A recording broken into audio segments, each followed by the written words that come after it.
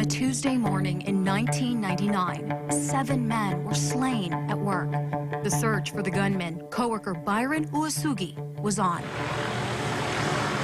He left, according to HPD, in a Xerox van. In fact, Edith saw the van. It was a green van and an Aerostar, if you will. Heavily armed police SWAT team members descended on Makiki Heights Drive near the Hawaii Nature Center at about 9:45 this morning. But when we got there, it was scripted of what we knew. It was very limited. There had been a shooting. We didn't know how many. What's going on, y'all? This is Antone, Crime Time with Tone, coming back to y'all with another video. This time I'm in Honolulu, Hawaii. I'm here to talk about the Xerox murders that happened here in 1999 on November 2nd. So November 2nd, Bryan Uyesugi, he's a 40-year-old at the time, worker for Xerox. He lived with his father and his brother. He went to Roosevelt High School here, and he was on the ROTC program.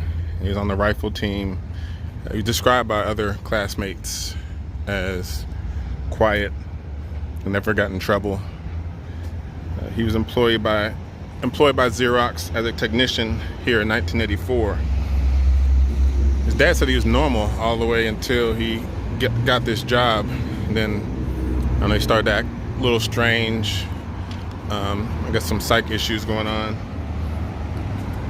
His dad described to him that it was like a poking sensation in his head. The coworkers said he had difficulty working with him. Bryan complained of harassment and unfounded accusations, spreading rumors, backstabbing behaviors. He accused them of sabotaging his work. The period leading up to the shooting, the Xerox was in the process of phasing out the type of photocopier that Bryan serviced. He resisted learning the replacement machine, so he set to train on that machine on November 2nd, which was the day after they had announced to him that he's gonna have to learn a new machine. So on the next day, the day of the murder, so Bryan knew if he refused that they would fire him. So he basically, and he said this after the murders, he gave them a reason to fire him. And he had told his friend or one of his co-workers after they had told him about that, about him trying to learn another machine, that he said he wasn't going to do it. So the day of the shooting, it started off as any other day. It was like 8 o'clock in the morning. All the workers were coming in, just parking and coming in, getting everything, coffee, and their day ready for the work day. Everyone was just getting to their desks, and just after 8 a.m., Bryan entered the building through the stairs on the second floor, and he went into a room, 214 at the time, and he shoots Ronald Kwame, who was a 54-year-old. He was the first one shot, and he was seated at the desk. And he shoots. He turns around and shoots Jason Balticchio, who's a 33-year-old, and shoots him in room 214 as he tries to flee the room.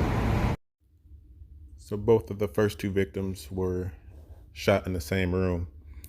Then he goes down the hall and shoots 5 men who are seated in a conference room, and kills all 5 of them who are seated in there. Ronald Katakoa, who was 50, John Sakamoto, who was 36, Melvin Lee, who was 58, Peter Mark, who was 46, and Ford Kanahira, who was 41. After that, he had took a company van. He's quickly found at a Hawaii Nature Center. He was sitting in his van, and where he was sitting, supposedly there's some kind of school nearby where it had it said anywhere from 35 to 60 children, depending on which article you read, but had children sitting in the building. So of course the children, they didn't want none of the children to come out, so they were locked in there without food or water for 5 hours. They brought in a female negotiator to try to get Byron to come out. I was actually up on the hillside sitting in the bushes, and he was sitting in his car. A phone was thrown in his direction. He got out of the van to retrieve it. It wasn't your normal negotiations. It wasn't somebody who's been using drugs and totally insane. Sunia spent the next few hours negotiating.